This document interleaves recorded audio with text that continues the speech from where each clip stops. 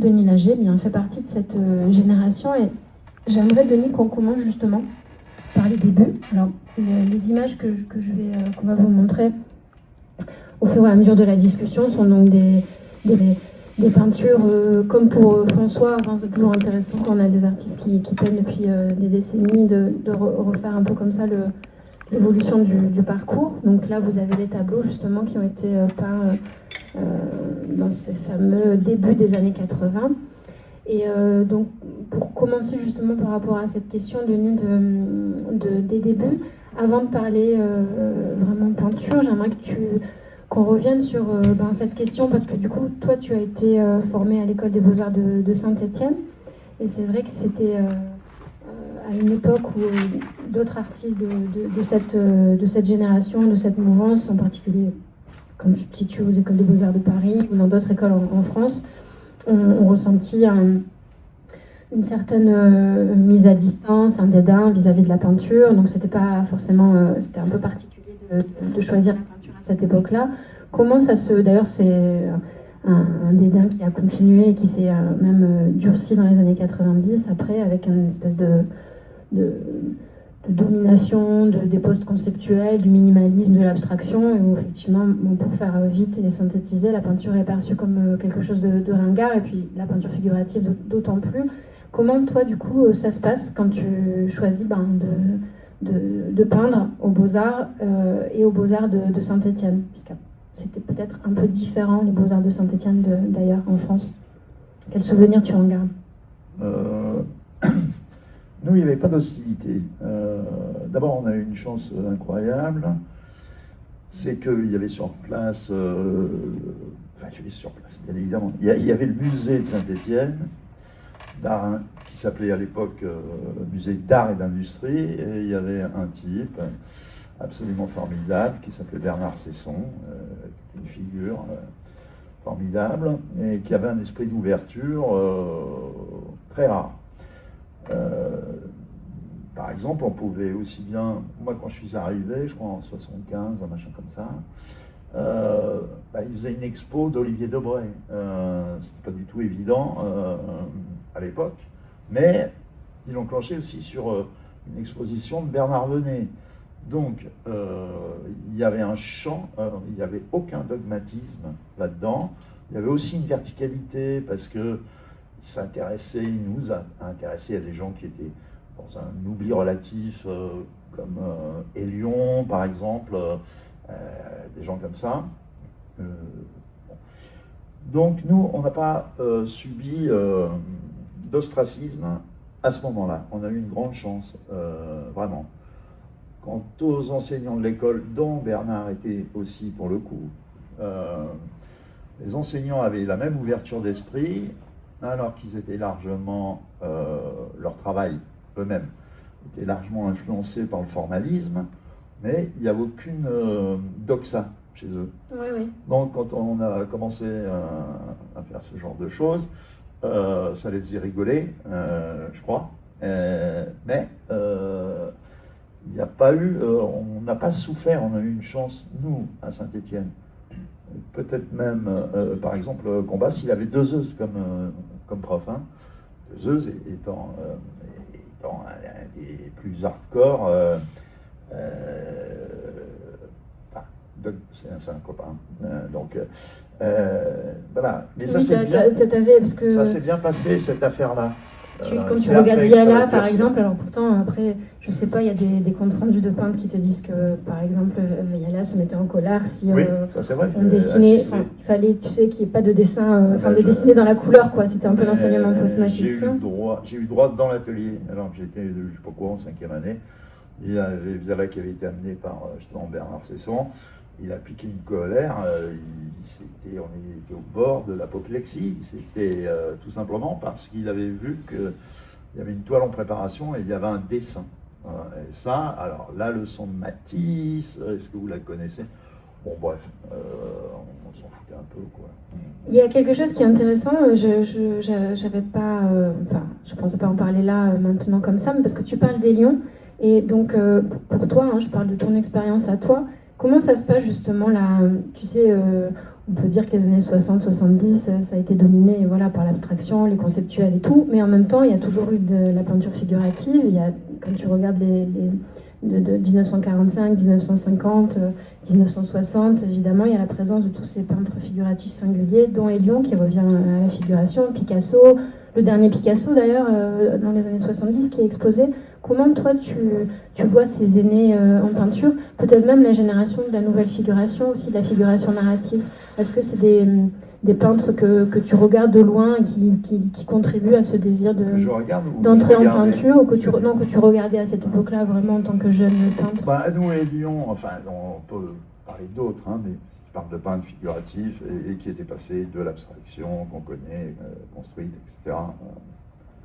La peinture figurative, on a eu deux champions, c'était Bernard Saison et Daniel Abadie, qui aussi donnait des cours. Je ne sais pas si vous savez qui est Daniel Abadie, c'est un historien de l'art qui était conservateur longtemps à Beaubourg, etc. Un esprit très ouvert. Donc voilà, eux étaient les champions des Lions. On a vu l'importance que ça avait. Et puis, il y a une chose qui a marqué quelques-uns de ma génération, et nous en parlons quelquefois, c'est les tableaux des fontaines d'Aix de Vincent Biolès. Ça, c'est dû arriver en 76, un truc comme ça. Et on s'est dit, d'abord, on s'était bien sûr autorisé à faire de la peinture figurative, on n'avait pas demandé la permission, hein. Mais on s'est dit, c'était bien de voir... Biolès, il a 20 ans de plus que moi, et donc on a vu ça, ça nous a pas rassurés, mais d'abord on a trouvé ça très beau, tout simplement. Et on a dit, s'il le fait, nous pouvons le faire, quoi. On l'aurait fait quand même, mais... C'est très intéressant ce que tu dis, c'est pas anodin quand on regarde ta peinture, justement, des débuts des années 80 jusqu'à aujourd'hui. C'est cette question une figuration, mais qui va repasser par le filtre de l'abstraction et des apports en fait de ces questions strictement matérialistes, de la couleur, de la planéité, de cette réalité matérielle en fait de la peinture, qui va être aux prises avec le figural, parce que cette époque dont tu parles pour Vincent Biolès, par exemple, c'est une époque où il relie Matisse. Mais il relie Matisse, contrairement aux Américains en fait, qui le lisent d'une manière formaliste et qui vont mener à l'abstraction, en fait, la fameuse porte-fenêtre de Collioure qui va mener aux abstractions américaines. Et bien Biolès, lui, il relie ses peintures justement au contraire comme des jalons en fait de la figuration, donc comme possibilité de refaire en fait une peinture figurative qui soit en connexion directe avec le réel perçu et les choses qu'il voit dans le paysage. Donc le travail des fenêtres mène après effectivement à ces représentations de paysages et de représentations de fontaines d'Aix, qui passe aussi d'ailleurs par tout l'héritage moderniste, Chabot, c'est hyper riche en fait ce travail. Et du coup, alors pour toi, cette question de reprendre le train de la figuration, mais sans nier en fait l'apport de l'abstraction, c'est quelque chose, je pense à De Kooning aussi, quelque chose qui est important pour toi à cette époque-là? Oui, la figuration que quelques-uns, dont moi-même, n'était pas possible s'il n'y avait pas eu l'abstraction. Par exemple, pour moi, De Kooning, c'est le boss, voilà, enfin, le patron. Et voilà. Et pourtant, j'aime pas forcément ce 49, j'aime plutôt 70, plus abstrait, etc. Et puis chaque fois qu'on se posait la question, abstraction, figuration, pour moi c'était un non-sens. Oui, c'est ça, des notions caduques en fait. Ça n'avait pas d'intérêt. C'est Eugène Leroy qui a une citation comme ça, qui dit que toute peinture est une abstraction en fait de facto. Oui. Mais justement, ça a été vraiment, on va dire localement. Quand je dis local, je parle de la France. Et un travail comme celui de Biolès, pour nous, ça a été très important. Et alors du coup, dans ces peintures que tu réalises, alors là vous avez sous les yeux des tableaux qui renouent avec les motifs de la figure de l'ange avec les ailes, que vous avez ici aussi. Et après on a donc avec la figure humaine. Je pense que la question des peintures qui viennent après, tu vois par exemple les portraits et les autoportraits, tu fais une série de portraits aussi dans les années 80, et puis les représentations de citron et de crâne, pour moi, sont très représentatives de ton travail, si on considère ce qui vient après, par rapport justement à ce travail de la matière. Mais il me semble que ces peintures-là, de représentation de motifs sacrés, entre guillemets, c'est intéressant parce que par rapport à cette histoire justement de refaire peinture, mais dans une continuité avec la modernité. Donc on parlera tout à l'heure de Manet, des natures mortes, de Fautrier.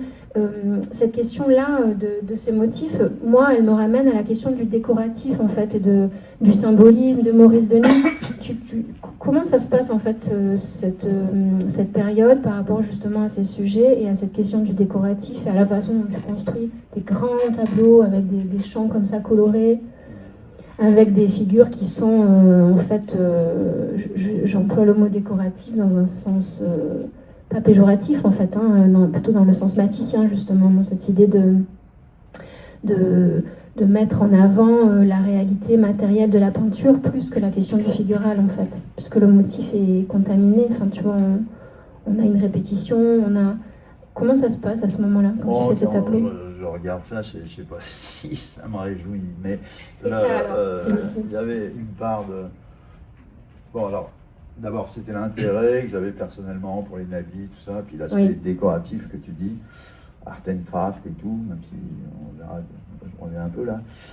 Et puis, il y avait une bonne part de provocation aussi, c'est parce qu'on trouvait que ce qu'on nous montrait, ce qu'on appelait post-conceptuel, déjà, à l'époque. Ça manquait de hauteur de plafond, voilà, et donc il y avait de la provocation, et l'azur, l'or, les ailes d'ange, et tout ça, il y avait une part de provo, voilà. Parce que tu faisais aussi exprès, j'imagine, de te référer à toute la poésie symboliste, à des choses qui sont un peu spilart et tout ça, qui sont mises de côté par l'histoire de l'art formaliste, moderniste.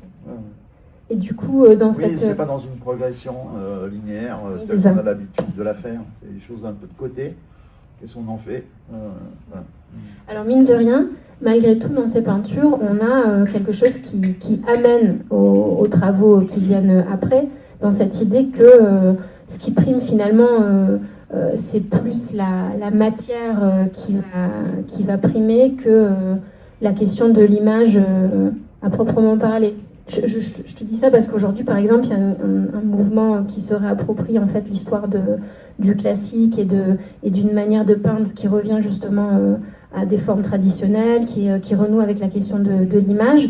Toi, tu te situes plutôt dans une histoire de la peinture, dans une autre forme de modernité qui va plutôt explorer comment la matière en fait prime dans l'acte créateur. C'est la matière qui décide presque, la façon dont tu vas utiliser les supports, comment la palette va guider.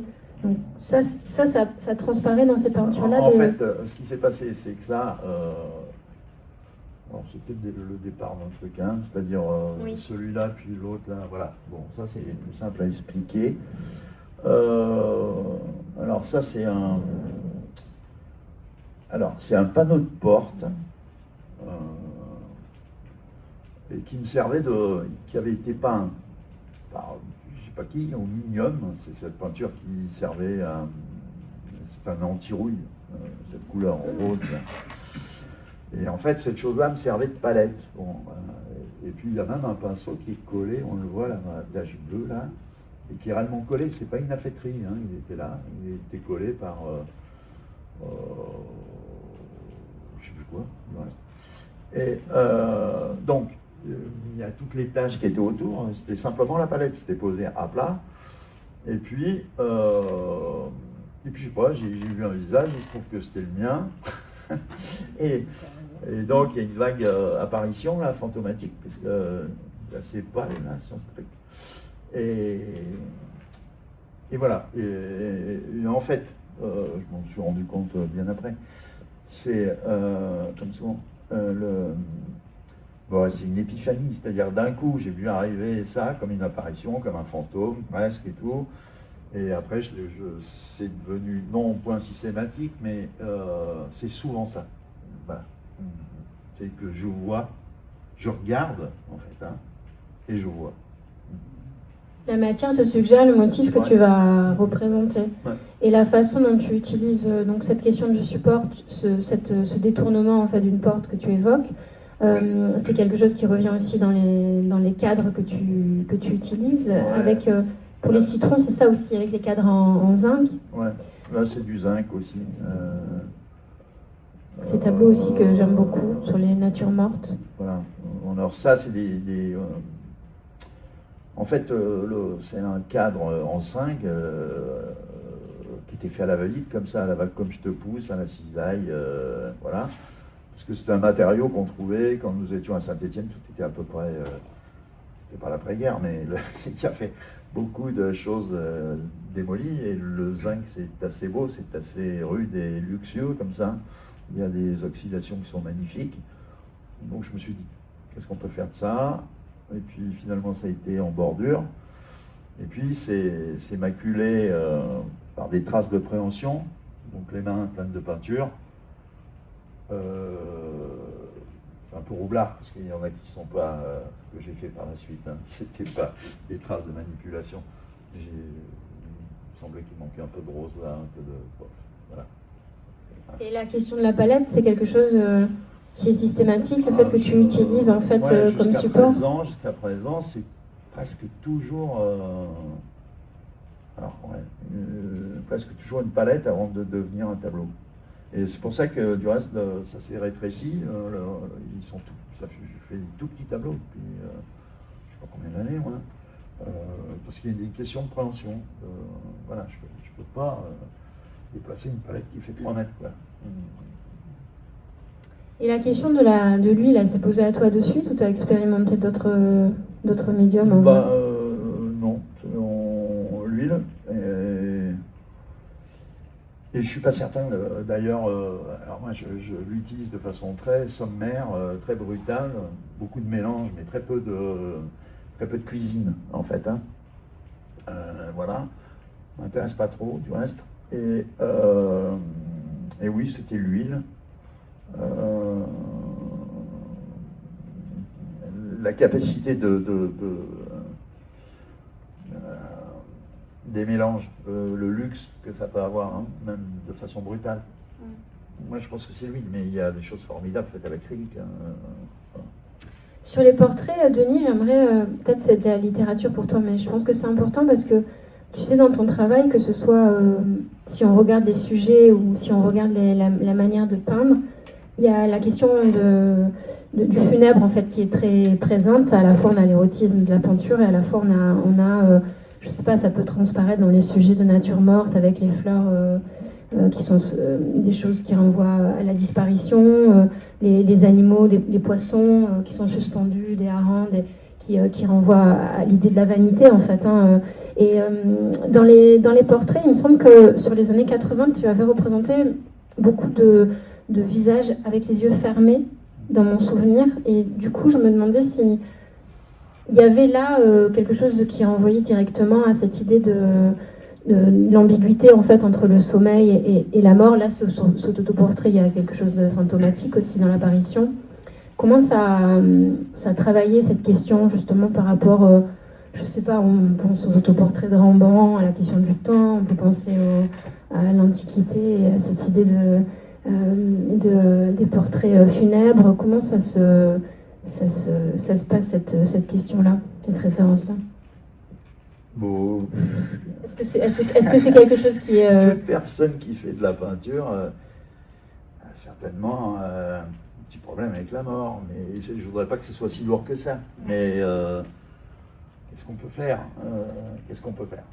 là, dans la durée qui vous est impartie? Bon, alors on peut... je sais pas... on peut apporter de la beauté au monde, même si on échoue, tout ça, c'est pas la question, mais avec cette envie-là, quoi. Hein. Mais on sait bien notre condition. Absolument, je dis ça parce que dans la matière même, tu vois, quand on regarde les citrons et beaucoup de nature morte... Il y a une corruption qui est à l'œuvre. Dans l'écriture. Voilà, les citrons étaient... les pommes, je les laissais se corrompre, quoi. Et puis c'est vachement beau, hein. enfin, c'est connu depuis, je sais pas, depuis Baudelaire au moins, quoi. T'as à la fois quelque chose qui attire, qui est de l'ordre de la séduction, et à la fois quelque chose qui est plus brut, quoi, qui est plus violent, qui est plus... Ouais, dans le jeu des écritures, on le essayer retrouve. de tenir les deux, quoi. Voilà. Parce que la séduction seule est totalement vain, quoi. C'est ennuyeux. Absolument. Et après, je te dis ça aussi, ma question elle est guidée, parce qu'évidemment que tout travail, enfin après, il y a différentes considérations, conceptions de la création. Moi, pour ma part, en tout cas, j'analyse effectivement l'art comme une réponse en fait de l'artiste au temps et à la mort. Enfin, ça me semble assez évident. André Malraux, d'ailleurs, l'a très bien écrit dans La Métamorphose des yeux. C'est un très bel ouvrage que je cite souvent pour ces questions-là. Et du coup, c'était par rapport, tu sais, quand on regarde les natures mortes, et moi je pense souvent à Fautrier, parce qu'en fait c'est un peintre que j'aime beaucoup. Et donc c'était pas anodin ma question, et cette question du funèbre, parce que il y a dans Fautrier par exemple la fameuse série des otages. Et parfois dans la matière, dans les couleurs que tu utilises, on peut voir un lien en fait à Fautrier. Et du coup je me dis... Fautrier dans les otages, c'est 1948, il y a le lien, comme pour d'autres peintres de cette époque, du buffet avec la guerre, les charniers, le corps en décomposition. Et du coup, ouais, c'est juste sur certaines pièces en fait qui travaillent sur la matérialité à Beaubourg, peut-être quelques pièces, mais effectivement c'est moins, en tout cas Fautrier, c'est sûr. Et du coup, je me demandais si, tu vois, dans ton travail, on est plus dans des natures mortes, dans des choses qui ne font pas référence de manière directe à la grande histoire, mais j'imagine que ça travaille en sous-texte par rapport justement à ces questions. Ouais, ça fait quand même référence à des thèmes classiques de la peinture, rien de très neuf. Et le Fautrier, moi, ce qui m'avait frappé, c'est quand j'ai vu les peintures d'avant-guerre, des bouquets notamment. Oui. Il faut voir ça, c'est d'une âpreté, d'une violence. Voilà, ça m'avait. Les otages un peu moins, parce que ces déclinaisons là, sans arrêt, les originaux multiples. Bon. Et l'âpreté dont tu parles dans les fleurs, parce que pour les fleurs, on peut penser aussi dans ton musée imaginaire à Manet, que ce soit d'ailleurs pour les citrons aussi, parce que Manet. Qu'est-ce que tu retiens toi de Manet par rapport justement à ces représentations de fleurs et par rapport à cette question de la nature morte? Qu'est-ce qui t'a... Non mais c'est... quand on fait de la peinture, je sais pas, Manet, moi quand je promène comme ça dans les musées, tout ça, j'ai cette mauvaise habitude que de jurer devant un beau tableau. Et là, ma fille, quelquefois d'ailleurs, m'engueule, me dit papa, arrête, Gilles de la Tourette, quoi. Et la Manet, bah oui, je dis ah salaud, enfin voilà, c'est admirable, tout le monde le sait, hein, voilà. Mais parfois ce doute, cette noirceur, cette élégance aussi, enfin quand on est peintre, c'est pas la peine, je vais me cacher, quoi. Oui, absolument. Et d'ailleurs, sur la question des fleurs, bon, je voulais qu'on parle après des paysages et il y a la série des crânes aussi. Alors sur les fleurs, je vous montre un petit peu, là on a des paysages, et donc on a des tableaux plus récents, les représentations de feuilles de figuier, et là on a des fleurs, voilà, là on est 2023, et donc on a aussi voilà, ce type de fleurs-là qui peuvent effectivement faire aussi écho à... Comment tu travailles là, Denis? On voit avec ces tableaux des formes qu'on retrouve aussi dans tes paysages avec les soleils ou les méduses d'ailleurs aussi, cette forme circulaire. Comment tu construis là, ces tableaux-là? C'est des pochoirs, comment tu fais pour faire ces peintures? Non. Alors j'ai utilisé les pochoirs quelques fois, mais là non. En fait, bon, on voit c'est très empâté, mais c'est empâté tout simplement parce qu'il y a 3, 4, 5 tableaux dessous. C'est-à-dire, ça ce moment-là des fleurs qui ne sont pas du tout identifiables. C'est chaque fois, plein de gens me disent ah mais ça c'est ça. Oui c'est ça. J'avais pas de motif devant moi. C'est rien. Fallait qu'on croie qu'il s'agit d'une représentation de fleurs quoi. Et en fait dessous il y a plein d'autres tableaux. Donc il y a des recouvrements, ce qui fait qu'il y a cette espèce de, enfin il y a ces épaisseurs qu'on envisage sur la photographie. Hein. Oui, oui. Voilà. Et après, c'est une espèce de... Bon, c'est tout petit, ça, c'est comme ça. C'est une espèce de bataille. Une bataille, c'est-à-dire qu'il faut ménager des endroits de brutalité et des endroits de... bon, allez, un peu subtil, on va dire. Voilà, un peu luxueux, quoi. Voilà. Ouais, et il faut forcer les deux sur le tableau, à mon sens, hein, pour que ça ait un peu de tension. Oui. Tu as des tableaux qui sont plus pleins en fait dans les représentations de fleurs, bon, là, comme celui-ci par exemple. Voilà, bon, c'est une sacrée bagarre, quoi. Voilà. Et ça, c'est tout petit. Hein. Ça fait... Oui, 27 par 19. Là, le petit format, c'est quelque chose qui revient aussi en fait assez fréquemment dans ton travail, dans les paysages, dans les natures mortes. Comment ça se...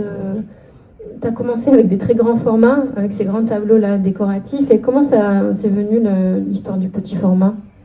C'est venu avec l'histoire de ce que j'ai expliqué tout à l'heure, la palette, c'est-à-dire qu'il soit préhensible, que je puisse la tenir, hein, comme une palette classique. Ouais. Et puis après, je suis resté dans ces petits formats. Alors, c'est pas que j'y suis, c'est pas être à l'aise, c'est pas s'y sentir bien, mais ça me convient. J'ai pas grand-chose je peux pas justifier ça, quoi. Et après, sur la gestation du tableau, finalement, tu as très rarement de moments où tu as une idée préconçue de la peinture que tu vas faire. Tu n'as pas une image mentale comme... Si, j'en ai à 1h du matin, c'est super, et puis à 8h, je me dis, mais c'est pas possible, quoi. Donc ça sert à rien, les idées. Ça sert à rien. Sinon, c'est pas la peine de les faire. Moi, c'est ce qui arrive qui je crois, qui m'intéresse, quoi. Mais non, c'est pas. Chaque fois que j'ai une bonne idée, par exemple, quand j'arrive au bout d'une série, quand je me rends compte que là, je vais pas en faire un autre, ça va être ridicule, j'ai rien de plus à ajouter. Alors, il y a un moment très pénible, qu'est-ce que je vais faire maintenant? Et quelquefois, ce que je racontais là, c'est-à-dire un soir tard, bon, des fois un air de trop, je sais pas quoi, je me dis, ah, tu l'as, l'idée géniale, et puis en fait, le lendemain, c'est ridicule. Donc, en fait, c'est la peinture qui... Mais l'idée, c'est quoi? Ça peut être plus un rapport de couleur, ça peut être plus un sujet, ça peut être voilà, plus... ça peut être le motif, le sujet, c'est pas tellement la couleur, c'est le motif et le sujet. Ouais. Et du coup, là, dans la construction, ces tableaux-là, ils sont très, très, très matiérés. Et tu as d'autres... par exemple, ce travail sur les feuilles de figuier, moi, que j'aime beaucoup. Comment ça... C'est apparu ça dans ton travail? Ça, j'ai une maison dans le Midi, et puis alors là,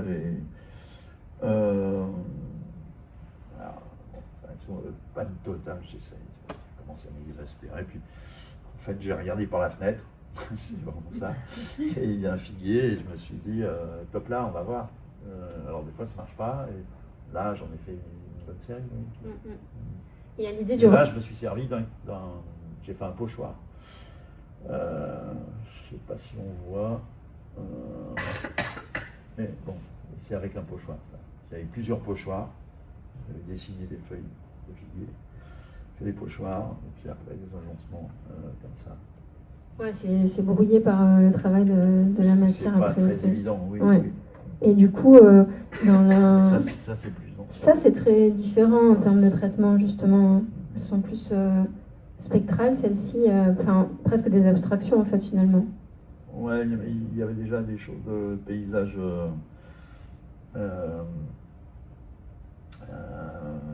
pas apocalyptique mais dangereux comme ça, il y avait ça. C'était beaucoup plus simple et avec espèce de plante éthique qui est presque rien, quoi. Voilà. Et cette construction-là avec le plan et le ciel et le sol, qui revient dans beaucoup de paysages après. Avant de parler de la question du paysage, j'aurais voulu que tu nous parles de la question parce qu'on retrouve les natures mortes comme ça, avec les viandes aussi suspendues et les crânes, en fait, dans cette idée justement de représentation de vanité. En fait, je trouve que l'idée du crâne, c'est quelque chose qui peut être un motif complètement surfait aujourd'hui, qui a été repris nombre de fois par beaucoup de peintres. Et finalement, je trouve que c'est très dur de faire des crânes qui soient réussis et qu'il y a peu de bons crânes finalement en peinture. Je pense que d'ailleurs le petit format, c'est difficile en soi, peut-être. Comment tu travailles, toi, cette question du... J'avais 2 crânes qui sont des objets d'atelier. Et puis un jour, je m'y suis mis. Et voilà. Et en fait, c'est très complexe comme forme. Et c'est vraiment intéressant, justement, la difficulté du crâne. Et puis, c'est un drôle de truc, parce que c'est un objet comme ça. On le sait qu'on peut l'avoir dans la main. Et c'est drôle. C'est drôle. C'est quelque chose, il y a un mouvement qui n'est pas évident. Et je voyais du reste à l'atelier qui venait et qui osait toucher ou qui restait à l'écart. Il y a, voilà, c'est un objet, mais issu de nous-mêmes. C'est un peu compliqué. Hein. Et bon, les crânes, c'est pareil, c'est un sujet classique de l'histoire de la peinture. Oui, c'est des vanités. Ouais. Et après, tu as là le travail de la matière qui va permettre de donner les reliefs, Oui, alors évidemment qu'il n'y a pas de crâne de cette couleur. Hein. Voilà. Et mais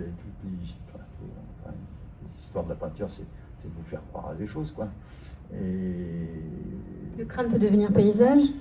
Oui, on peut prendre quand même des libertés, bien sûr, avec ça. Ça me fait penser au crâne de Ronan Barreau. Je trouve que vous êtes tous les deux des grands peintres de crâne en peinture. Alors, sur la question des paysages, tu as donc représenté... Les paysages, c'est quelque chose qu'on retrouve dans les années 90, mais tu vas les décliner jusqu'à aujourd'hui. Tu m'as envoyé des représentations de tableaux récents qui s'inscrivent dans ce thème. Est-ce que tu peux nous parler de la question déjà des paysages que tu nommes les paysages urbains, qui sont en fait des... D'ailleurs, on peut le voir aussi ici, il me semble que ça c'est les collections du FRAC. Des paysages où vous avez en fait un télescopage entre une représentation d'une usine, on ne sait pas si c'est une usine, un camp, enfin quelque chose d'assez noir, fumeux, et une vue de mer qui peut être une vue plus idyllique, plus belle. Comment ça s'est passé la gestation de ces tableaux, d'où ça part, d'un souvenir de... Tu as fait une série autour de ça. Bon, il se trouve que je vais chez des amis quasiment chaque année et dans le sud, et quand une vue sublime. Et puis, je ne l'ai jamais représenté directement, c'est-à-dire sur le motif, jamais. Hein. Je l'avais bien en tête. Et puis, je me suis dit, qu'est-ce qu'on peut faire avec ça? Cette vue idyllique, vraiment. Et puis évidemment que je l'ai salopé, quoi. Et puis on voit bien l'inquiétude et la tension. Qu'est-ce que c'est que ces fumées délétères là qui sortent de ces cheminées? On ne sait pas trop ce que c'est que ces constructions. En tout cas, elles sont inhumaines. Il n'y a pas de présence humaine là-dedans. Alors, est-ce que c'est culturel? Est-ce que c'est est-ce que c'est des usines? Et c'est collé à... Alors, donc, il y avait ce truc idyllique, puis on a raconté l'histoire, mais en fait, mon père travaillait dans une usine d'armement de munitions. Et il m'avait amené un jour à l'usine, j'étais comme ça, et ça cheminait, ça crachait, puis il y avait des bassins de flotte dont il m'avait dit d'ailleurs, c'est que quand les ouvriers et ouvrières prenaient feu à cause de la poudre, ils se jetaient dedans. Mais en fait, c'est pas vrai, mais bon. Mais en tout cas, c'était assez impressionnant. Et un jour, j'ai retrouvé ça dans Bataille, chez Georges Bataille. Je ne sais plus quelle année. Il parle de ça. Et il parle qu'il est avec son père. Et il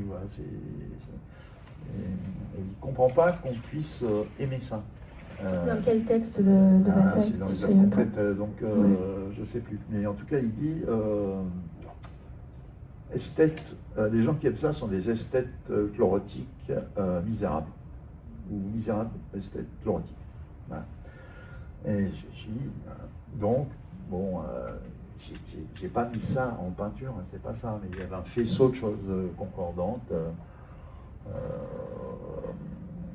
Puis on fait ça, quoi. Donc le télescopage de deux... Oui. Une forme de collage, en fait. C'est ça.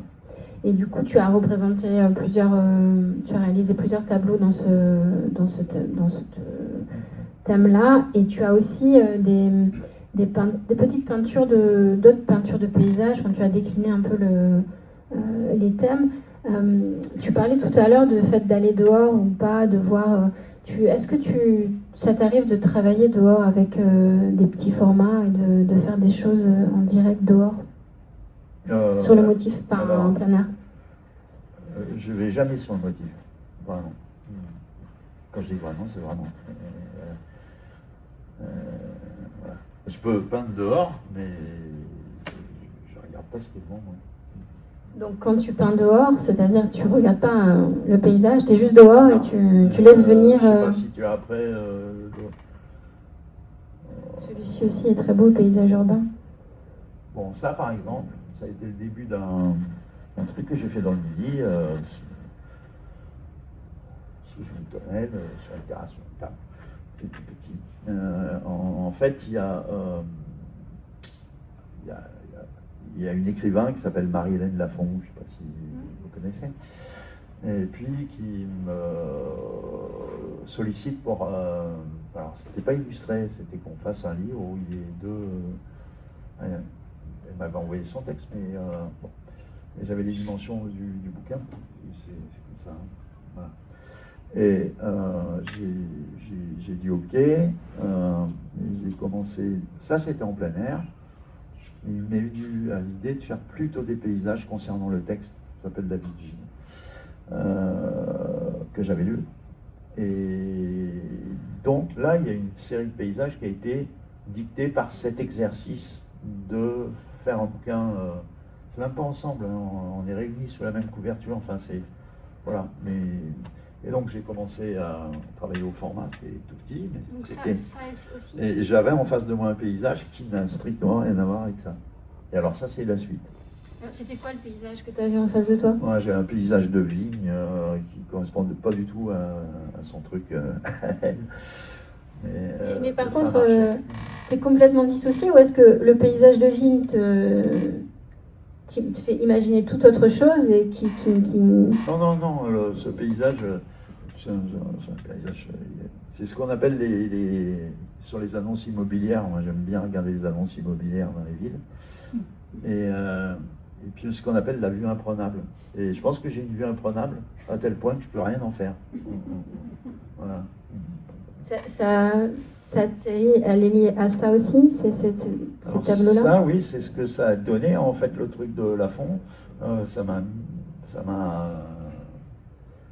je devais en faire 12 illustrations, et là, les paysages vont en être à 120, un truc comme ça. Ça, c'est sur du carton. Hein. Et tu joues avec les effets de matière aussi. Moi, j'aime beaucoup ces petits... qui du coup, peuvent suggérer effectivement un paysage, un motif, mais qui n'est jamais... Il n'y a pas de lien direct. Sur la question du paysage, parce qu'on parle du plein air, et tu sais, Biolès, par exemple, lui, il peint en plein air. La tradition moderne, enfin le 19e a été très important pour ces questions de renouveler le paysage en peinture. Quel regard tu as porté, toi, sur la peinture du 19e et sur ces questions, même si tu ne peins pas sur le motif à proprement parler, comment ça t'a nourri? Qu'est-ce que tu regardes? 19e, c'est énorme. Sur les petits formats, on pense à Friedrich. Moi, je pense à Courbet aussi, tous les petits tableaux très beaux. Sur les tout petits formats de paysages, moi, c'est Whistler. Et ça, c'est alors, les paysages de Whistler. Enfin, j'ai vu plein de fois, c'est grand comme ça. C'est un truc incroyable. C'est d'une beauté et c'est tout petit. Hein. Ça, oui, ça m'a vraiment impressionné. Comme Stable aussi. Mais voilà. Et puis Monet, bien évidemment. Et quand tu dis tout petit, tu veux dire que c'est dingue que tu suggères l'immensité dans un si petit format.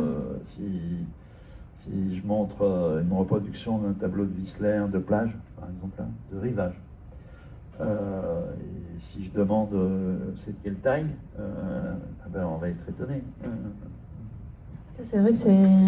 Et après, Monet, évidemment, dans la... Ça, chez Friedrich aussi. Oui, parce pas que... tous. Ouais, t'as certains petits tableaux. C'est cette idée aussi de traduire en peinture l'immensité du monde. Enfin, tu peux avoir ça aussi. De toute façon, c'est toujours trop petit. Ouais. Ça va faire. Non, on peut faire. Allez, là, je vois qui fait. Elle fait des tableaux de 30 mètres de long, ou je sais pas quoi. Ça change pas le problème. C'est toujours trop petit. Et en fait, toi, traduire la sensation de manière directe, c'est pas quelque chose qui t'a intéressé. T'es plus dans l'imaginaire et dans l'idée c'est la matière qui te guide, quoi. Ouais, c'est ça. Ouais. Effectivement, c'est deux façons d'aborder la question du paysage. Et alors, sur les thèmes que ça aussi, j'aime beaucoup. En fait, t'as des peintures de paysages là qui sont complètement presque comme des abstractions. Enfin, on a plus à peine. Il y a le minimum, c'est-à-dire la ligne horizontale. Voilà. Ligne horizontale, c'est évidemment déjà un paysage. Hein. Mais par contre, il faut être croyant, quoi. Hein.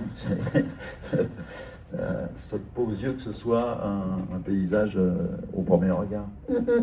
Et sur cette idée du paysage minimaliste, avec d'ailleurs des tons un peu terre, brun, tu sais, on a évoqué la peinture de Goya, le chien. Donc, je ne sais pas si vous vous souvenez, si vous connaissez cette peinture, mais Au Prado. c'est une peinture, des peintures noires qui est très minimaliste en fait. Hein. C'est une petite tête de chien noir qui sort d'une... Pierrot sablé, comme ça. C'est ça. Oui, mais parce que du coup, il n'y a presque rien en fait. Hein. Et puis il y a une ombre, il est assez angoissant ce tableau. Et du coup, alors j'ai pas d'image là c'est un tableau qui t'a interpellé et tu as réalisé quelques tableaux qui dialoguent ou en écho. 3, je crois, 3 ou 4, pas plus. Tu te souviens de ta rencontre avec... Oui, je me rappelle très bien. Et après, c'est venu sur un autre machin. Dis-nous alors. C'est venu sur un cauchemar que j'avais fait, où il y avait des chiens qui s'attaquaient à mes mollets, là. Et ce truc m'a vraiment frappé, les cauchemars qu'on garde pendant un petit bout de temps, là. Voilà. Dit, qu'est-ce que tu vas faire de ça? Je pense que j'ai fait un tableau qui n'était pas trop mal, le reste n'était pas bon du tout. C'était pas une bonne idée, ni le rêve, ni le cauchemar. Mais j'avais en tête qui superposait évidemment cette vision du chien de Goya. C'est admirable, et puis c'est d'une tension, parce que ce chien il est muet, et on ne l'entend pas. Hein. Et Goya il est sourd. C'est pas un chien qui aboie. Hein. Et ça, c'est vrai, quand j'ai vu ça, voilà. Mais ce que j'en ai fait, c'est pas terrible. Non, mais c'est vrai, ce que tu dis, c'est vachement beau. Il est puissant, ce tableau. Après, la peinture est muette, donc il y a quelque chose, c'est ça qui est un peu dingue. C'est les voix du silence. Sur cette question des paysages, tu m'as envoyé des photos de tableaux très récents, pour qu'on puisse voir un peu l'évolution du travail. et ce que tu représentes, ce que tu explores aujourd'hui, tu as beaucoup renouvelé la façon de les écritures, les sujets. Et tu vois, on n'a pas montré aussi cela, les peintures qui reprennent ces formes comme ça, que j'aime beaucoup aussi dans ces sujets-là. Voilà, ça donc ce sont des peintures là que tu as faites il n'y a pas longtemps. Ah oui, oui, ça c'est tout récent. Alors c'est toujours des paysages. Et là il y a le retour du cadre peint. C'est-à-dire que les précédents que vous avez vus là sur zinc, bon là c'est sur bois. En fait c'est des cadres du commerce, mais qui sont retournés comme ça. Et donc, je reviens aussi à cette histoire de peinture décorative. C'est-à-dire le soin qu'avaient, par exemple, les habits pour les cadres, puis pas seulement Seurat, etc. Et donc, je reviens à ça. Mais c'est arrivé comme ça, comme toujours. Et voilà, en ce moment, je travaille là-dessus. Et la question du cadre, en fait, pour toi, elle amène une densité à la peinture. Ça crée aussi un rapport particulier au regard. C'est pas du tout évident parce que, alors, on se dit, côté l'ornement, tout ça, ça me plaît, la décoration, ça me plaît. Mais il ne faut pas mettre un bémol par rapport à la peinture, c'est compliqué. À la fois, elle protège le cadre, protège la peinture d'une certaine façon. Moi, c'est des toutes petites choses comme ça. Donc, alors si elles sont bonnes, elles tiennent un grand mur. Si je suis pas bon, elles tiennent pas le mur. Mais je sais pas. Il y en a. Il n'y a pas de cadre. Il y a d'autres où il y a des cadres. Mais c'est pas parce qu'il y a une insuffisance de la peinture que le cadre arrive. C'est compliqué, c'est sur des jeux de couleurs aussi, des choses comme ça. Il n'y a pas de... Il y a pas de règle, voilà. Mais sinon, je continue effectivement des cadres comme ça. Et tu travailles à l'atelier sur... quand tu es sur une série, tu es sur une série où tu peux avoir différents autres thèmes qui sont en cours de travail. Et comment ça se passe à l'atelier? Sur une série, ouais. C'est vraiment par série, vraiment. Et du coup, le fait de détourner des anciens panneaux de porte, d'avoir... tu sais, il y a toute une tradition dans la peinture qui va ouvrir la peinture à l'ajout d'hétérogènes, de matériaux mixtes. Je sais pas, on pense à Rébérol, on pense à... T'as jamais eu le désir d'intégrer... Bon, tu peux mélanger la peinture avec d'autres médiums, mais par contre, tu gardes un certain rapport à la matière en tant que telle, sans forcément ajouter des éléments. T'as jamais été tenté par expérimenter justement cette dimension matiériste qui s'inscrit finalement aussi dans tes préoccupations de peinture? C'était jamais... d'utiliser les non, tissus. il y a des choses qui sont là par accident, voilà, parce que ça traîne et que l'atelier est un joyeux bordel, donc des fois il y a des choses qui s'invitent, mais il n'y a pas de volonté.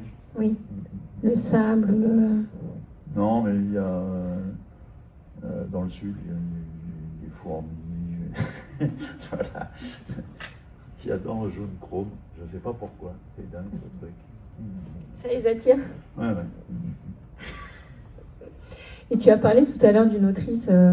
Est-ce que la littérature, parce qu'à l'époque des années 80, justement, tu évoquais la poésie, tu évoquais des textes littéraires comme ça, peut-être de manière provocante, mais en musée imaginaire.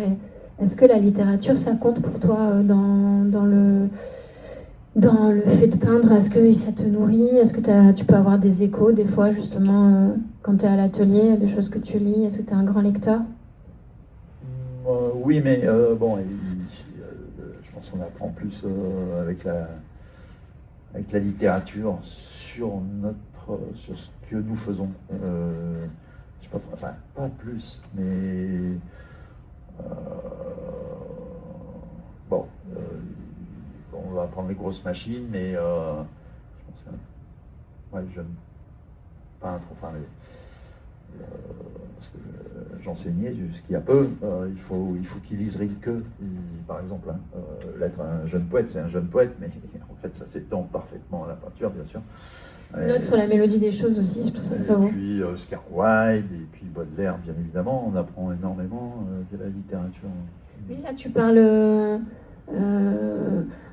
enfin je pense à Rilke, à la poésie, tu penses que la peinture elle a plus à voir avec la poésie, enfin en tout cas ce type de peinture-là que tu exerces, dans l'idée de l'essence, du moins, de catalyser comme ça dans l'idée du poème, une espèce de densité comme ça de... Je sais pas trop.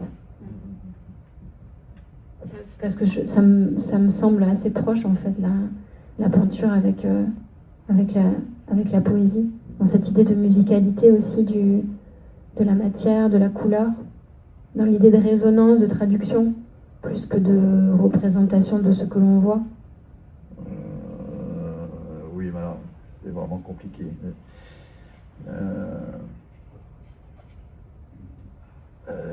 Nous, on a les mains dans le cambouis, dans la terre, dans la boue, et ben, on sait que la poésie est ce qu'il y a de plus pur en matière d'art, vraisemblablement, avec le chant peut-être.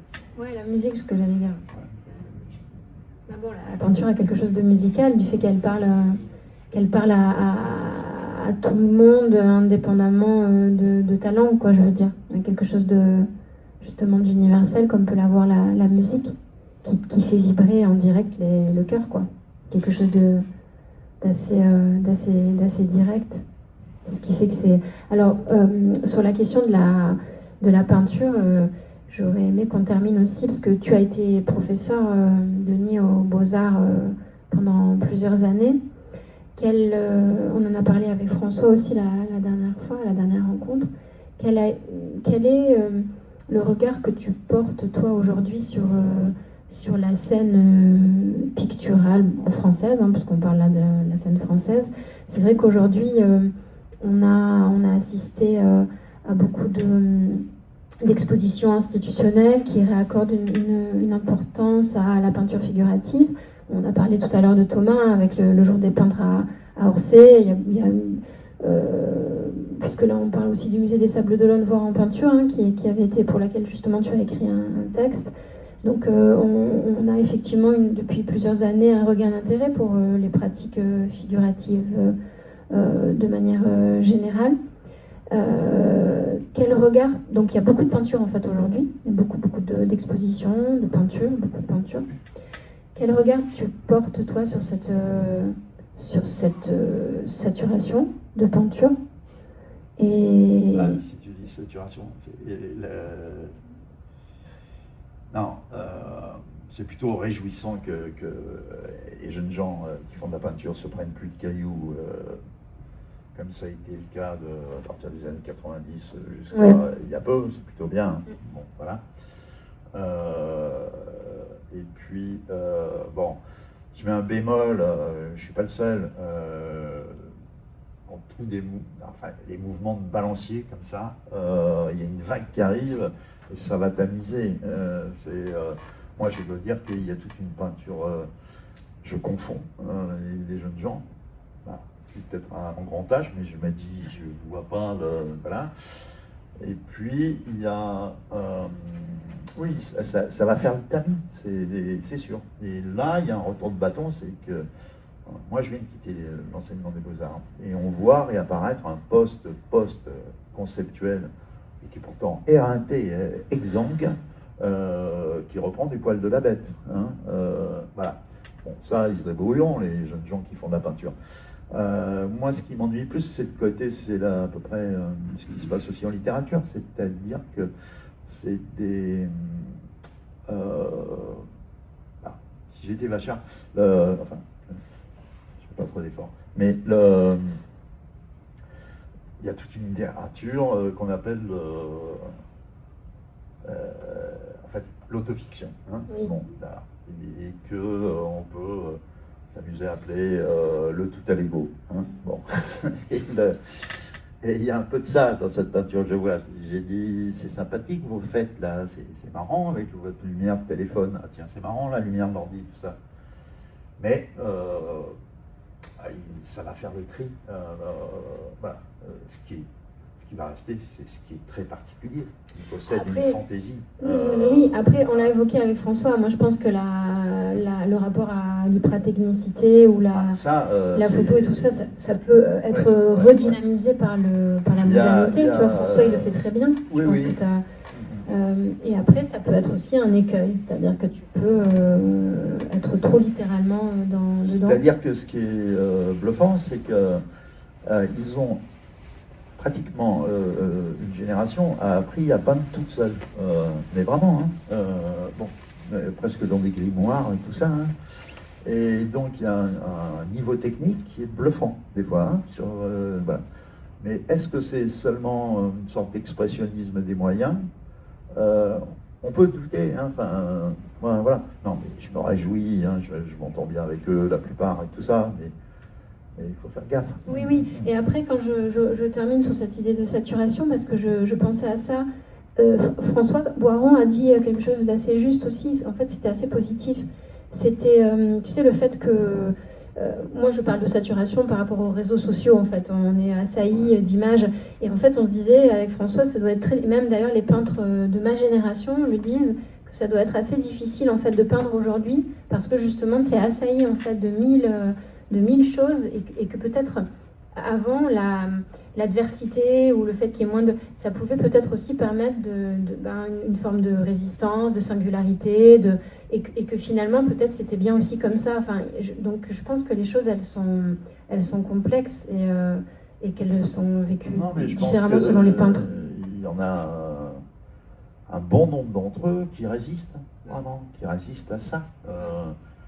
À ce bombardement, enfin on est dans l'électrisme là, mais dans ce bombardement d'images inintéressantes, la vacuité de tout ça, et eux ils essaient de faire des images qui restent, donc ils résistent quand même, hein, voilà, enfin qui restent, qui durent, qui tiennent. Tirer le transitoire vers l'éternel, tu citais Baudelaire tout à l'heure, Ouais. Le peintre de la vie moderne. Bah oui, non, c'est sûr, c'est un peu les enjeux. Denis, je te remercie pour ta présence ce soir. On vous remercie d'être avec nous, de nous suivre dans ces rencontres.